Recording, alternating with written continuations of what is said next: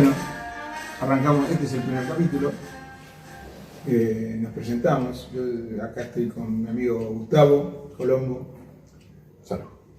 abogado exitoso, convivante, golfista. Eso sí, de buen viva, pero golfista intento. No seas modesto. Bueno, y por otro lado estoy yo, que,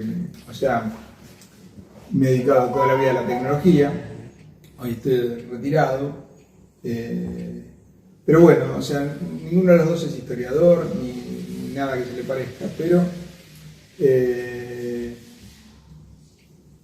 creemos que podemos hacer algo interesante para el interés de la gente desde YouTube o desde el podcast. Así que lógicamente esta imagen es para la gente que nos va a mirar en YouTube. La gente del podcast no va a ver nada porque no tiene imagen. Pero bueno, esperemos resulte algo interesante. Vamos a brindar por el éxito. Primer capítulo. Y vamos a empezar con un tema livianito. Nada menos. Livianito, así. Chic. ¿Por qué San Martín es nuestro héroe nacional cuando no parece tener los méritos suficientes para esto? Vamos a darle así con algo light, empezamos bien nuestro programa. Bien. Tendríamos que conceptualizar el personaje, que eso no se enseña en los colegios. San Martín vivió solo 5 años en Argentina, en lo que ahora es Argentina, digamos, en el Virreinato del Río de la Plata. Los padres eran españoles, pero se habían conocido aquí en Buenos Aires. Y el padre era un funcionario relativamente alto del virreinato, que llega al virreinato justamente en el momento de las llamadas reformas borbónicas, que a partir de 1770 aproximadamente, de hecho en 1776 parte de esas reformas fue la creación del virreinato del Río de la Plata, el último de los que creó España en el continente americano. Y el padre viene en esa camada de nuevos funcionarios que venían a implantar todas estas reformas en todos los virreinatos. Esas reformas fueron el germen de la revolución una generación después, porque todos esos funcionarios enviados desde España corrieron de los lugares de la administración a las viejas familias, obviamente descendientes de españoles, pero que estaban hacía, en algunos virreinatos, 250 años, manejando las cosas de las ciudades cabeceras. Estas reformas desplazaron a esas familias por funcionarios nuevos que venían con ideas más liberales, esto es cierto, más modernas, pero fueron el germen de, cuando se repasan los nombres de los revolucionarios, 25 años después, casi todos eran hijos de estas familias que habían sido desplazadas de la cúspide de la estructura virreinal por los nuevos funcionarios que fueron llegando, que llegaban y se volvían, por supuesto, no se arraigaban, enviados a partir de las reformas borbónicas. Uno de ellos, el padre de San Martín. Es notable que el virreinato del Río de la Plata duró relativamente poco, ¿no? 50 y pico de años, sí, o menos, 40 y pico de años. 1776. Y sí, que se reivindica como que cualquier parte de ese virreinato, como que le correspondería a la Argentina, que no fue sacada. Hay un detalle curioso o gracioso en esto, es que Guinea Ecuatorial era parte del virreinato del Río de la Plata, pero no he visto a nadie reivindicando esa tierra. Que nos la devuelvan. Capaz, hay que ver, ¿no? Sí, por ahí ganamos plata. Hay que ver. Sí, hay toda una leyenda, esto yo lo he discutido tantas veces, con gente relativamente instruida, profesionales, obviamente no de historia, pero de otras áreas. La idea que Buenos Aires era la que debía mandar ni siquiera a Montevideo, digamos. Santiago de Chile tenía casi la misma población que Buenos Aires y era una ciudad, si se quiere, con mayor actividad comercial. Buenos Aires era la capital del contrabando en en el imperio español de Sudamérica, esta es la verdad. Todo lo que se podía sacar, evitando los controles, fundamentalmente de Lima, se trataba de sacar por acá, y ahí era la razón de ser de Buenos Aires. Después empezó a desarrollar sus primeras industrias, actividades comerciales, algunos granos, los cueros, pero recién Buenos Aires toma fuerza económica con la llegada del ferrocarril, dos inventos de los ingleses, el ferrocarril y los barcos frigoríficos. Los barcos frigoríficos son un invento americano, pero bueno, digamos, anglosajón. Ahí es cuando Buenos Aires, eso lo analiza muy bien Gerchunov, que habla de las oleadas económicas que sucedieron en la Argentina y cómo cada una generó un evento político, ¿no? Y esa, la de la llegada de los trenes y los buques frigoríficos, generó el auge de la generación del 80 y ese desarrollo, si se quiere, liberal de Argentina, que la convirtió en una de las tierras que más inmigrantes recibió durante ese treintaño, más o menos. Claro, ahora, entrando en el tema, es notable, y muchas veces me lo pregunté y no me termina de quedar claro si bien hay una confluencia de factores. ¿Y por qué San Martín en el primero de patio? Cuando San Martín solamente peleó una escaramuza en la escaramuza de San Lorenzo, no, una cosa mínima. Sí, un rechazo de un desembarco menor. Yo creo que la razón principal es que nunca gobernó. Entonces, al no gobernar, es fácil colocarlo fuera de las rencillas de la política.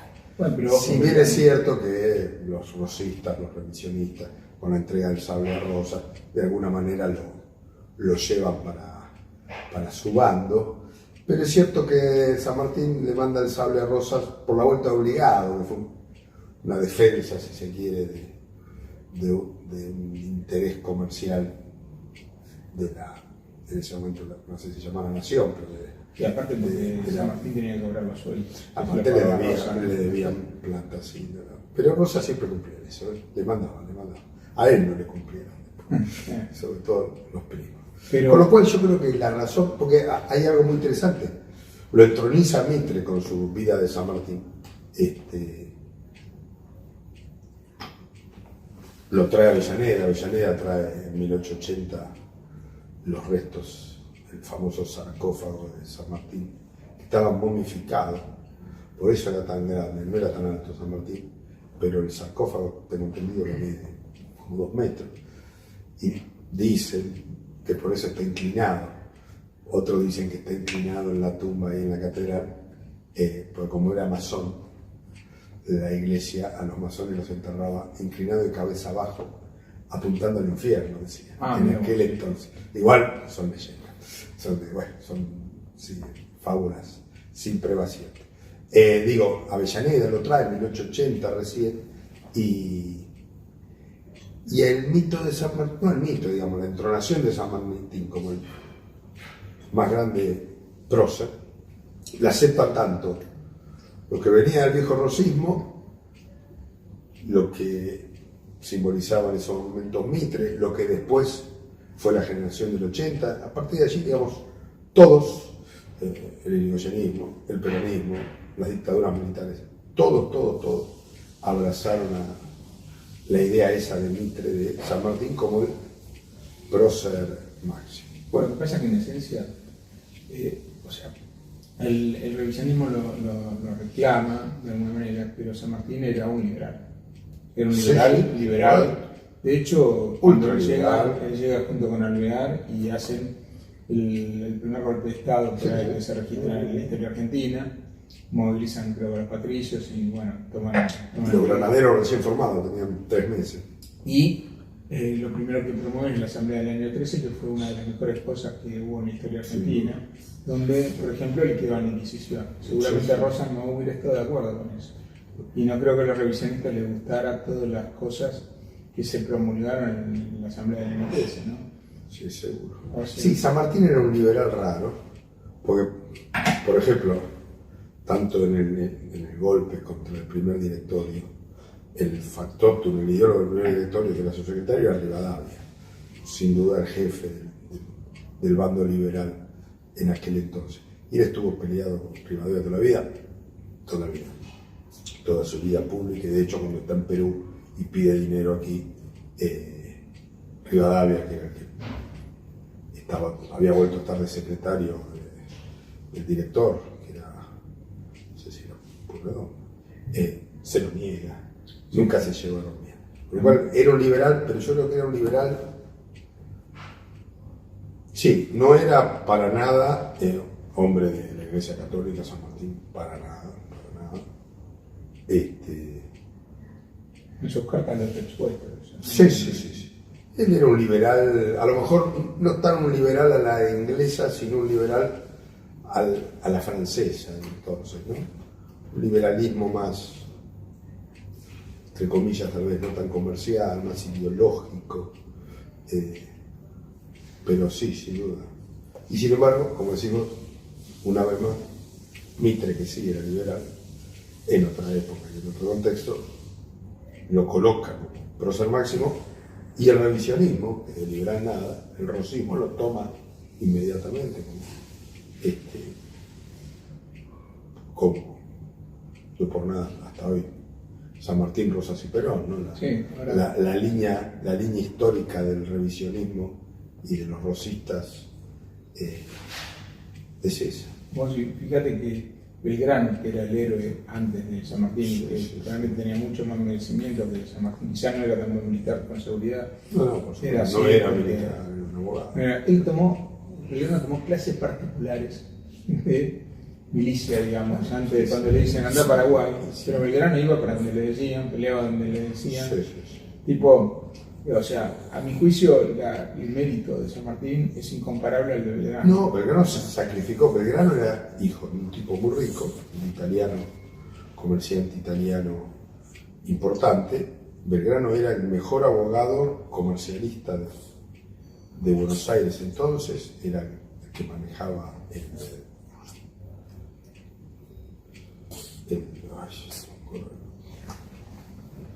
como si fuera la Cámara de Comercio, la Secretaría de Comercio de Belgrano. Era un tipo exitoso y sin embargo se puso las botas, se subió un caballo, tuvo que aprender porque tal vez ni siquiera era un buen jinete, y allí se fue y se sacrificó hasta el final, sin duda.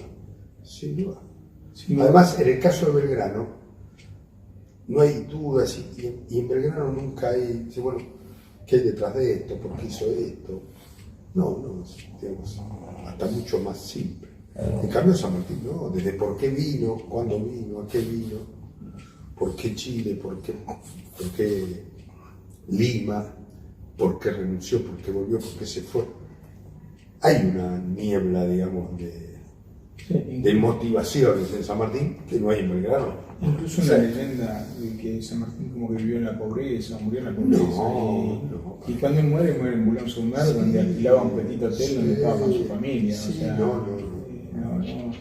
Y él, según dicen, está probado, no puedo acreditarlo porque no he estudiado tanto el tema, pero él se fue con muy buen dinero de Perú, donde le manda ese dinero a un emisario suyo que era conocido, ahora no recuerdo el nombre, en Inglaterra, pero ese emisario juega el dinero en la bolsa y le pierde la mitad de ese dinero, lo cual era difícil entrar por internet, era un poco lento internet, ¿no? Habrá comprado los bitcoins de entonces y compró alto y tuvo que vender barato.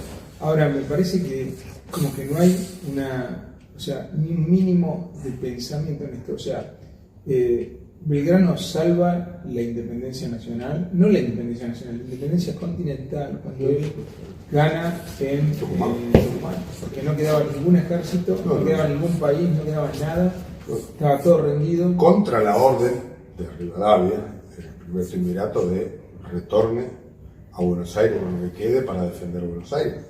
El virrey estaba en Montevideo, preparado para volver a saltar, digamos. Había además en España, todavía España mandaba a donde podía barcos con fuerza, o sea, todavía España no se había rendido, de hecho se rinde en 1824, pero después de Ayacucho, pero era un momento en que la revolución pendía de un hilo y estaba prácticamente moribunda. Y él tenía un ejército mucho menor que el de Esteban, el de Piotr Stan. Sí. No obstante, a mí siempre me sorprende que era un tipo gracioso, un tipo de buen humor. Belgrano, Cuando le dice, cuando Piotr Stan le manda la carta diciendo que de parte del ejército grande y él le pone de parte del ejército chico, le responde. O sea, era un tipo, se ve muy ilustrado. Muy culto. Y lo notable es que él sí tenía buena relación, era un tipo muy católico, sí, que se dedicó a todos lados donde iba a tratar de congraciarse por lo que había hecho Castelli, que era su primo. Sí. Castelli sí hizo desastre con Sí, eso. y Belgrano quería sumar a la iglesia americana, digamos, a la causa, que de hecho había una interna en la iglesia, no las grandes estructuras, por supuesto, pero en todos los ejércitos libertadores hubo curas, generalmente de mediano rango para abajo, pero que participaron por la emancipación. Y Belgrano sí apostaba a eso. Sí, cuando fue a Paraguay, la primera misión fue tratando de convencerlo a Francia, que le dijo vaya nomás. Pero, Y los cagaron a tiro. Sí, le dijeron vaya, está todo bien, pero no había que ir fuera de acá. Había que ir a Paraguay, ¿no? Una ciudad mucho más antigua, no mucho, pero más antigua que Buenos Aires. Tiene un enclave muy especial, ¿no? Que le daba una autonomía que le permitió, mientras las demás ciudades del virreinato tuvieron que pelear y mucho contra los españoles, Paraguay no participaron de la guerra de la independencia, no lo necesitaron. No. Los españoles ahí no arreglaron, digamos, se quedaron, los que estaban, los que no se fueron y no, por eso también tuvieron, y después no tuvieron tampoco guerra civil ellos, con lo cual cuando se produce lo de la guerra del Paraguay tenía así un mejor desarrollo económico en algunos rubros, pero fundamentalmente basado porque no había perdido ni tiempo ni plata en guerras civiles que nosotros. Con eso en cultura muy capitalista. Sí, además, habían aceptado. Entonces aceptaron a Francia, aceptaron a López y después al Nútil Solano que los llevaría. No, y después siguieron aceptando durante años. A Stroessner y a Jiménez y a. Una cultura, o sea, muy. Ahora, el punto es como hay. No solo Belgrano tuvo más mérito, más intervención en la independencia argentina que San Martín, también el almirante Brown, por ejemplo, la gesta del almirante Brown es enorme. Es enorme. Incluso la de algo mucho más polémico como es Alvear. Alvear, que de última lo trae a San Martín a la Argentina. Sí. O sea, Alvear, por ejemplo, rinde Montevideo, donde había 5.000 soldados españoles, armados. Y logra la victoria. Y la más grande derrota de Brasil en toda su historia. Por tierra, esa, y por mar, contra Brown en combate a los pozos. Sí, pero yo creo, vuelvo a lo anterior, y agrego otra cosa más. Uno no gobernó. Eso tengo muy importante, porque como decíamos, le sirve como referencia máxima a todos, a todas las facciones. Y la otra, y eso creo que engancha con el espíritu porteño que hablábamos tangencialmente hace un rato, San Martín salió de acá, llegó a Chile, ganó, se embarcó, llegó a Lima, ganó. Eso al argentino le gusta, lo vimos en el Mundial. Eso nosotros lo llevamos, ese camisetismo deportivo, tal vez lo llevamos de aquella época, no sé, pero que se fue alimentando permanentemente y lo vemos hoy. Y a lo que yo decía antes, ahora decía, no, San Martín tenía que haber conquistado Chile, en vez de seguir, me decía hace tiempo uno. ¿Vos tenés idea cuánta gente vivía en Chile? ¿Cuántos soldados tenía San Martín? ¿Cómo hace? Una cosa es ganar una batalla y otra cosa es conquistar una región imposible. De hecho, cuando San Martín se embarca en una flota armada por un agente inglés y se va para Perú, la guerra con los españoles en el sur de Chile siguió mezclado un poco con el tema indigenista de los mapuches, pero ahí siguió habiendo batallas, toda la zona de Valdivia, todo eso, siguió habiendo Bueno, una cosa es agradecer a los españoles y otra cosa a los locales. Además, convencerlo de que vos los ibas a mandar. Él tenía la instrucción, según parece, de hacer que Chile firme, por ejemplo, que ceda el norte del río Desaguadero, creo que era. Tenía una serie de instrucciones que no le dio pelota a nada en realidad. Lo que dicen que lo que siguió fueron las instrucciones de los ingleses, que Chile era muy interesante por los 11 puertos que tenía en ese momento sobre el Pacífico. No hay que olvidarse que los puertos por entrada de agua profunda en aquella época eran como las estaciones de servicio. Los barcos precisaban llegar a un puerto donde desaguara un río grande, obviamente el río de agua dulce. ¿Por qué? Que eso no lo podían hacer tanto en Buenos Aires, porque es la mejor idea. Porque entonces podían meter los barcos relativamente grandes adentro, donde ya estaba el agua dulce, para recargar el agua. De lo contrario, tenían que quedar en agua salada y todo ese trabajo hacerlo con barcazas, con botes, que les llevaba días y días. En cambio, por eso la importancia, me acuerdo la primera vez que fui a Valdivia, hace como 20 años, y vi los fuertes que había de la época colonial, a los costados del río, y esto, que bueno, obviamente fue un paseo de esos para turistas históricos, y ahí explicaron el porqué, porque Valdivia era el primer puerto, el río Sancho, y es cabuloso además, que una vez pasado por debajo, era el primer lugar para abastecerse de agua, pudiendo entrar con los barcos a vela, por supuesto. Entonces Valdivia tenía un valor enorme y por eso tiene fuertecitos y murallas que todavía están bien conservados, todo a lo largo de ese pequeño estuario. Y como decís vos, Chile de esos, a partir de ahí hacia el norte, tenía un montón y eran absolutas, tenían un valor 10 veces más importante que Buenos Aires en ese aspecto. Con lo cual, ese pensar que San Martín tendría que haber ganó la batalla de Maipo, se tendría que haber anexado. ¿Qué anexado? ¿Cómo? Hay una pared de 6.000 metros de altura en el medio, imposible anexar nada. Y además porque el plan de San Martín, y esto creo que se sabe, era llegar a Lima, el corazón de España, en América del Sur, era Lima. Ahí estaba todo, y ahí se iba a definir, y ahí se definió finalmente la batalla de Ayacucho, al sur de Lima. Ahí se recibió la suerte y verdad del imperio español en Sudamérica. Con lo cual el plan estaba claro, el plan. Y auxiliado, de hecho, va con la fragata inglesa que lo lleva hasta el Callao. Claro, bueno, creo que era Crochet, era ese fue el que organizó todo eso y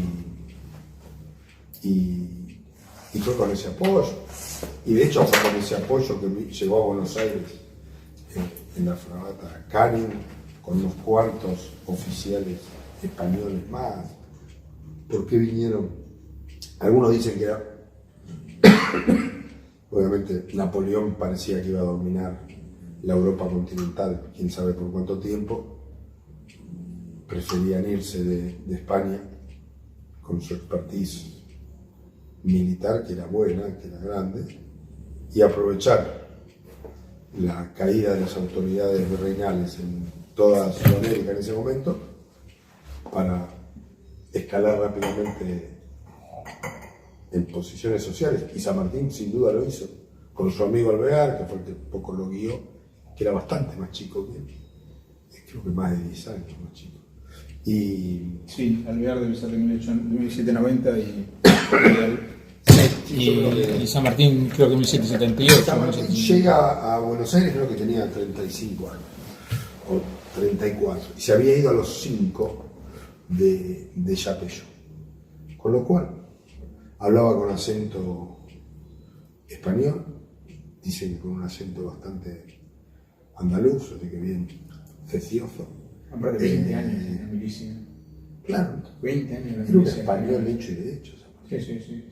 No tenía recuerdo, no es como ahora que uno tiene recuerdo de la infancia, de repente hay fotos, hay el de Yapeyú, y de hecho nunca pasó por de hecho, Yapeyú. dicen que quedó muy impactado el linchamiento de uno de sus superiores, que era un militar liberal.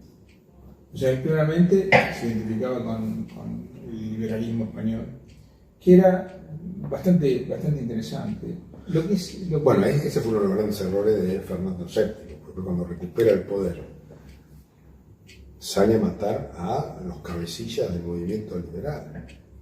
Eso después le cuesta a España muchísimos. Pero sí, sin duda había un clima contrario a los liberales, y seguramente todos estos.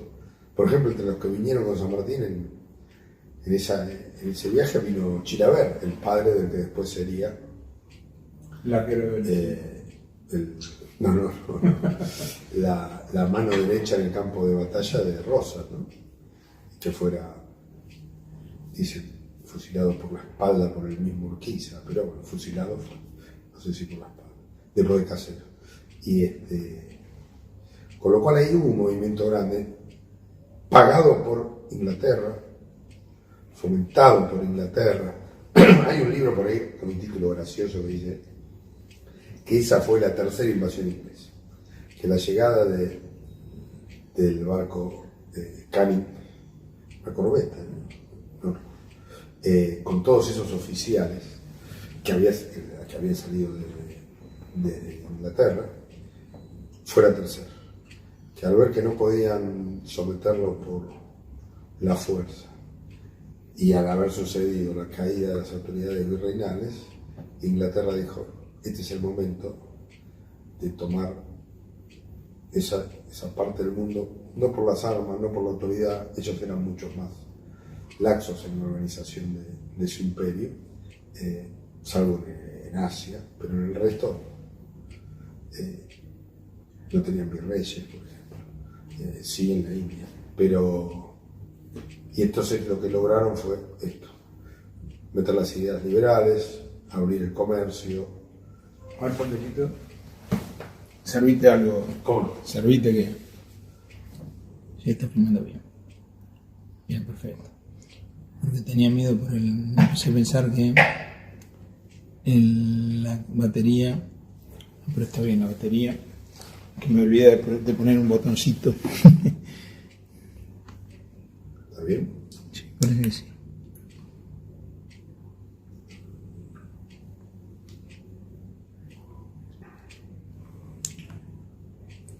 Está bien. Bueno, sí, está bien.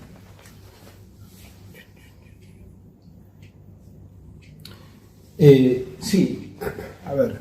Entonces, recapitulando, yo diría, hay dudas de por qué llega San Martín aquí en 1800, principio de 1812, ¿sí?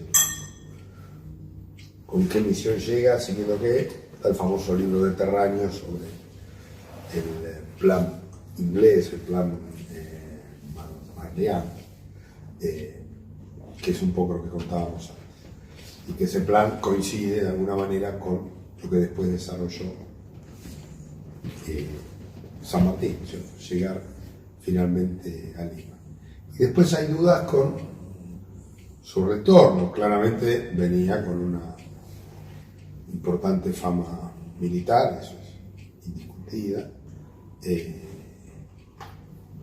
y llega en un momento que, repito, su, entre comillas, enemigo Rivadavia era el hombre más poderoso en ese momento, y entonces no tenía mucho plafón. De hecho, muchos granaderos que volvieron un poco después, que cuando llegaron a Buenos Aires los mandaron al frente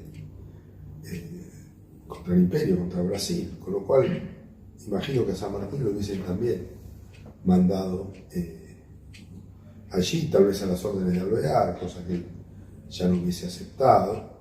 Está el tema es un debate interesantísimo, pero desde el punto de vista muy subjetivo, entre si era masón o no era masón, pero ¿cuál de las logias?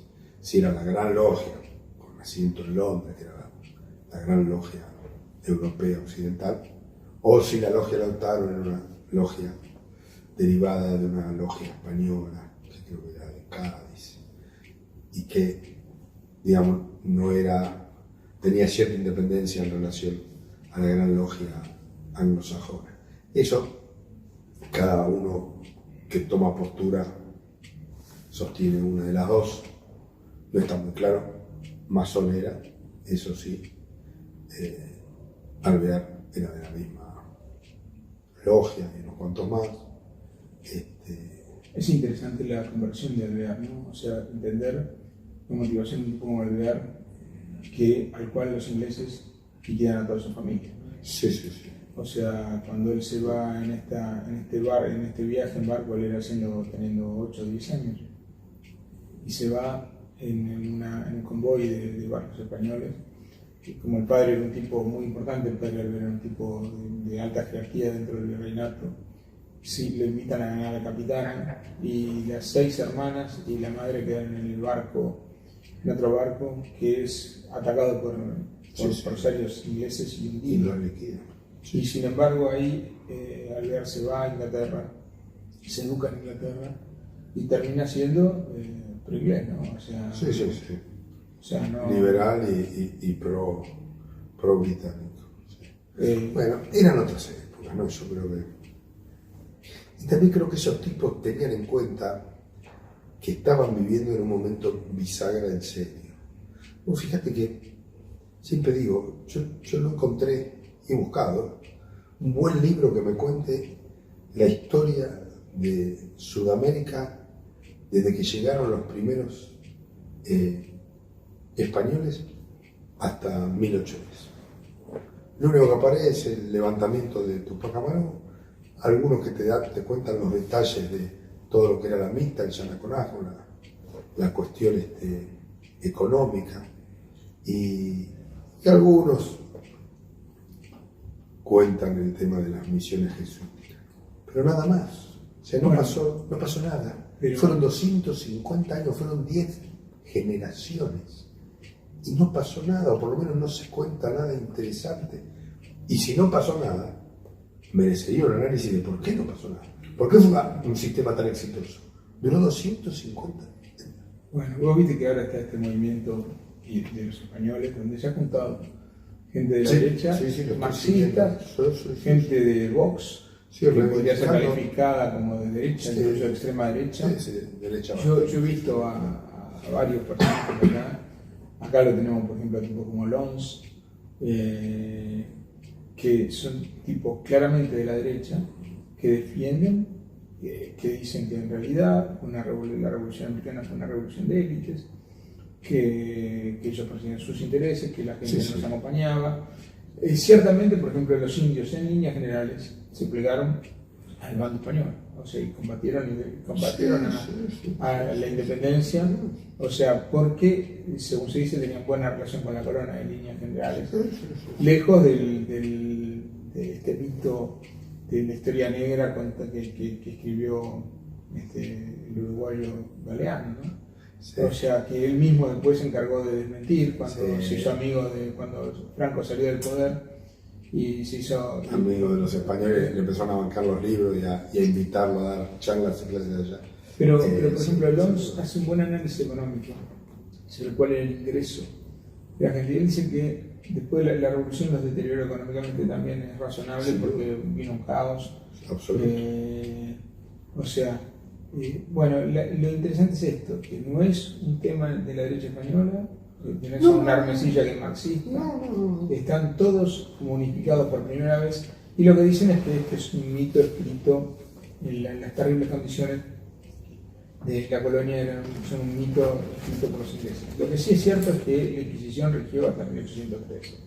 En algunos acá en y acá y en otro lado un poco más, me imagino que en Lima aún más, en sociedades más conservadoras, y donde las autoridades eclesiásticas tenían mucho más poder.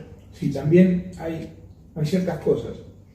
Por ejemplo, cuando ellos dicen, no, bueno, en realidad no era lo que quieren demostrar los españoles es que la Argentina, que los virreinatos no eran colonias, que eran virreinatos y que eran territorios más o menos independientes. Pero cuando uno lee, por ejemplo, las declaraciones del obispo Lue, en el famoso 25 de mayo, donde el tipo dice, mientras quede un solo español nacido en la península, va a gobernar sobre todo lo demás, No creo que lo haya inventado él, esa teoría. Y eso es lo que yo decía que fue el choque entre toda esa camada de funcionarios, entre comillas, nuevos que llegaron a partir de las reformas borbónicas, y la gente que ya vivía acá.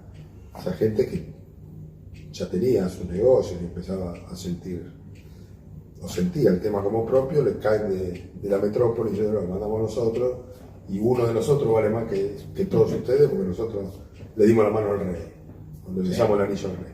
Y eso, sin duda, fue un grave error que después se insistieron, porque nos estamos yendo del tema, pero España comete el error, Fernando VII sobre todo, después lo que siguieron.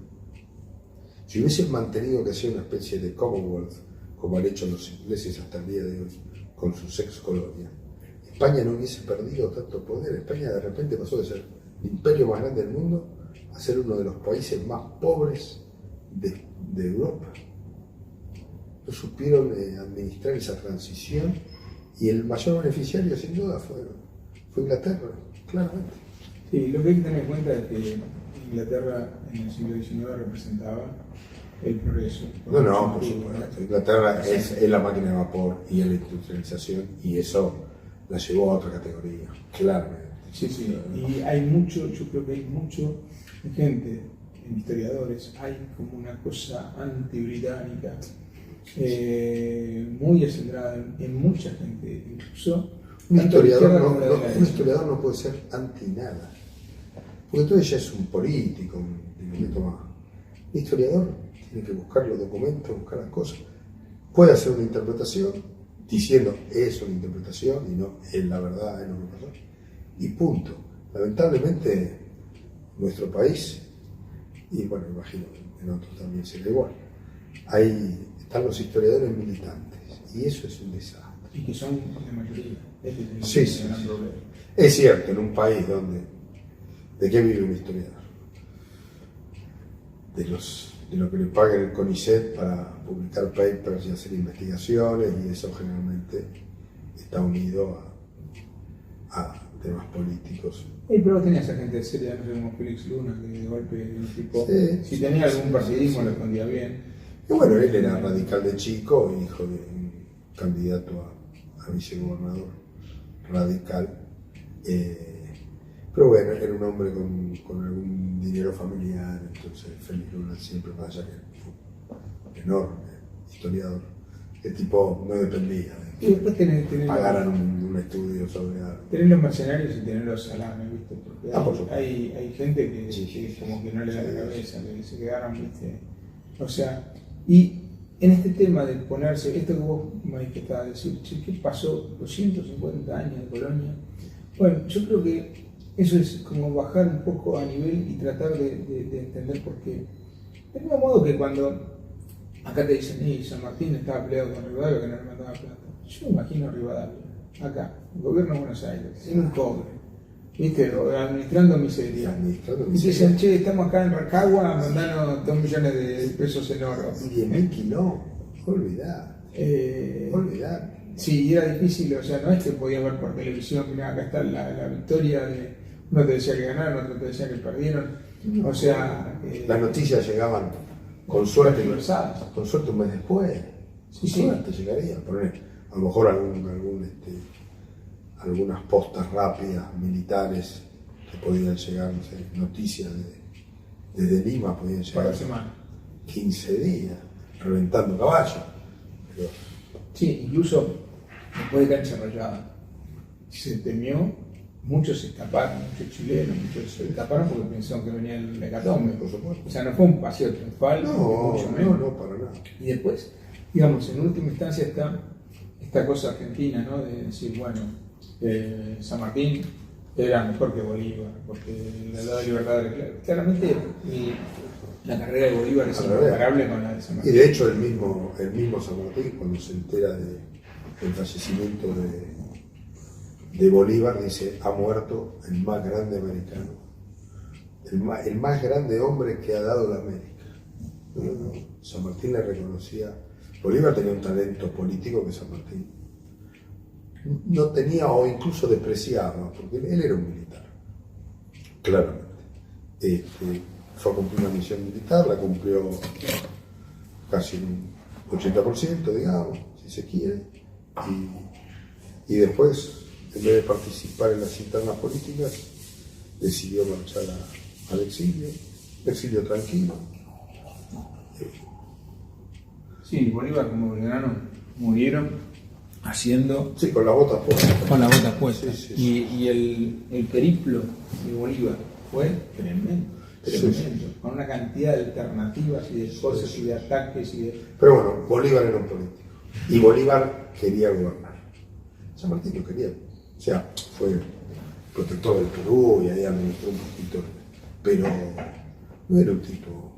No, en eso sí creo que era un tipo, entre comillas, valioso por lo menos, pero era un militar y no buscó otra cosa más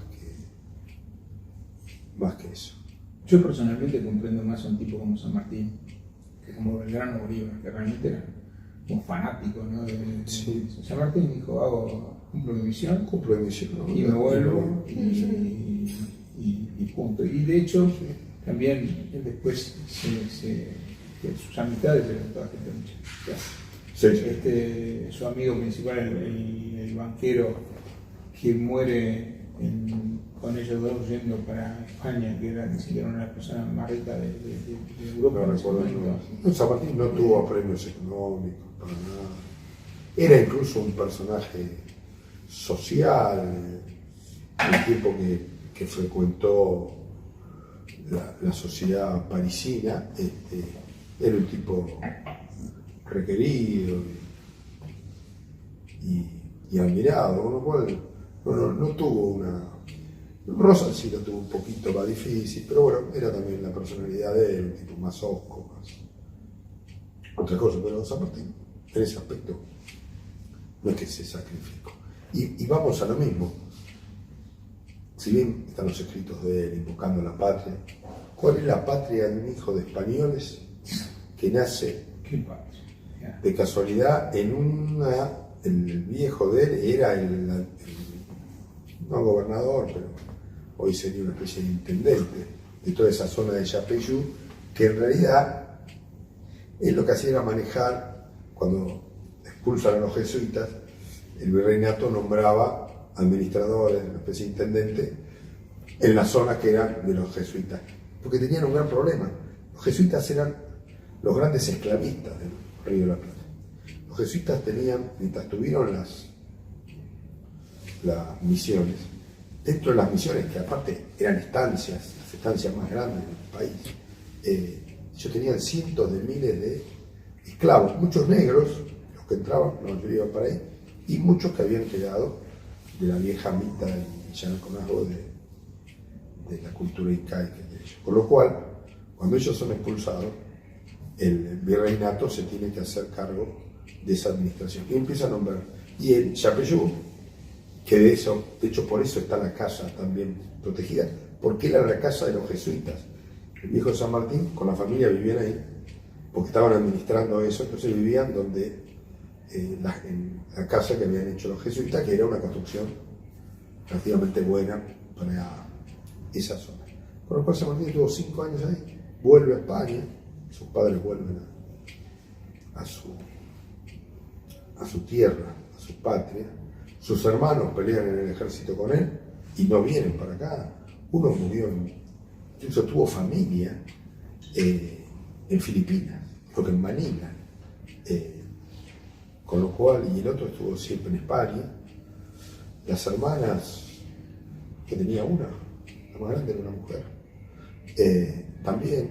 Con lo cual, él vino acá a cumplir una misión. De hecho, en lo que hoy es Argentina, San Martín debe haber estado muy poquito. Se fue a 3 años. No sé si 3 años. Es difícil, sí, Sí, menos. porque vino la sonada de 1812, que voltean en el primer triunvirato. Ahí lo nombran a la zona del litoral. Ahí viene el combate de San Lorenzo. Ya se va para Cuyo, que es nombrado ahí gobernador para organizar el cruce. En breve se encuentra con un Belgrano, creo.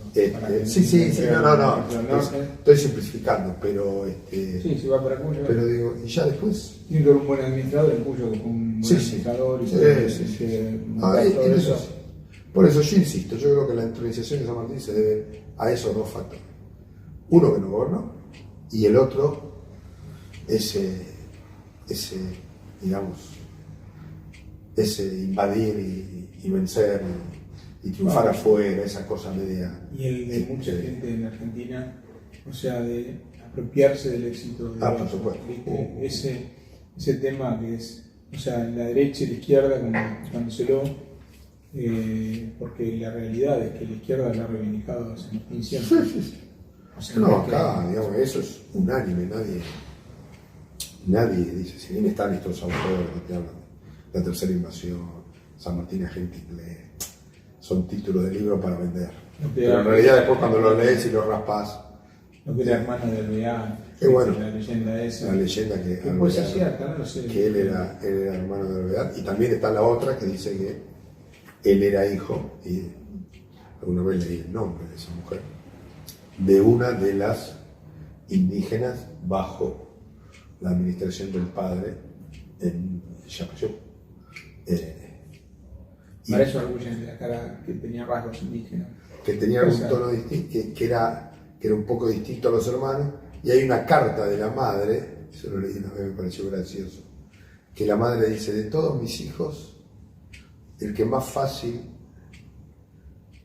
me fue tener fue José. Y eso algunos lo atribuyen a que en realidad no lo tuvo ella, no tuvo que parir. En aquella época parir era algo muy doloroso, y peligroso. No había ni una aspirina, y entonces de ahí atan lo de esta, entre comillas, criada que tenía bajo su mando. Sí, aparte que convengamos que era algo bastante usual. O sea, era muy usual, sí, pero bueno. Todo ese tema, pero. No hay problema. Y después cuando repatrian los restos, ahí se hace un detalle muy interesante, muy divertido. 1880. Los curas no querían que lo enterraran en la catedral porque no insistían. Era masón y nunca se había llevado bien con él. Entonces logran un acuerdo de transición y abren el ala, si ustedes fueron a la catedral entrando a la derecha, con un nicho grande.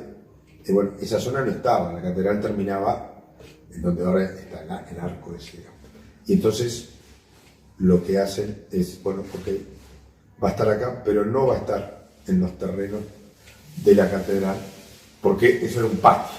Entonces amplían y el sarcófago está ahí, entre comillas, fuera de lo que era la catedral de entonces, dentro de lo que es la catedral, después de que se hizo esa obra.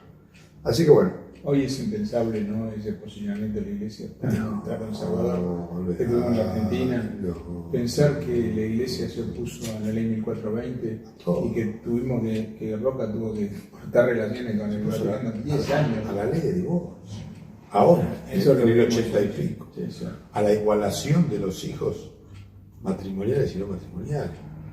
Una rémora medievalista. Sí. Hasta eso. Más lejos, las escuelas católicas en muchos casos no aceptaban hijos de Dios. En aquella época, ¿no? Sí. Estamos hablando de nuestra generación. Sí. En nuestra generación, pero no aceptaban. Sí.